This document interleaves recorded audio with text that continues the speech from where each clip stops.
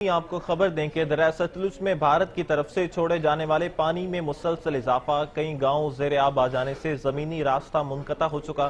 اپنی مدد آپ کے تحت بنائے گئے حفاظتی بند بھی ٹوٹنے کا اندیشہ، علاقہ مکین پریشان ہیں۔ اسی پر مزید بتائیں گے نمائندہ 7 نیوز محمد عرفان میو، جو اس وقت موجود ہیں سیلاب سے متاثرہ علاقے میں۔ جی عرفان، سیلابی صورتحال کے بارے میں آگاہ کیجیے گا۔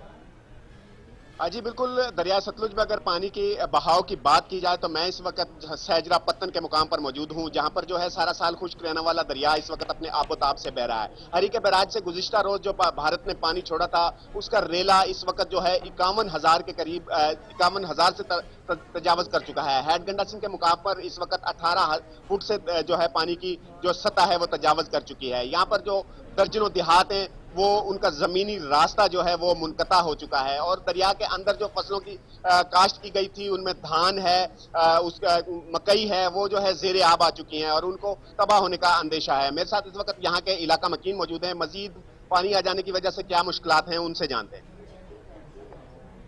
سب مشکلات تو بہت زیادہ ہے، جیسے جو دوسرے علاقے کے گاؤں ہیں، مثلا مستیکی گاؤں اور جتنے دریا سے اس طرف جتنے بھی گاؤں ہیں، ان سب کا راستہ جو ہے منقطع ہو چکا ہے۔ اب وہ کھانے کی صورت پہ جتنی چیزیں کھانے کی ہیں یا ان کا ویسے ضروریات زندگی کا جتنا سامان ہے وہ ان کے پاس نہیں پہنچ سکتا، اور محکمے کی طرف سے اور ان کے نہ کوئی کیمپ کا انتظام ہے اور نہ کوئی کسی طرح کا انتظام نہیں ہے، نہ کوئی محکمہ یہاں پر پہنچا۔ جو محکمے کی طرف سے لوگ آئے ہیں، وہ محکمے کی طرف سے لوگ جو آئے ہوئے ہیں وہ اس طرف چیک پوسٹ کے پاس بیٹھے ہوئے ہیں، تلوار چیک پوسٹ کے پاس۔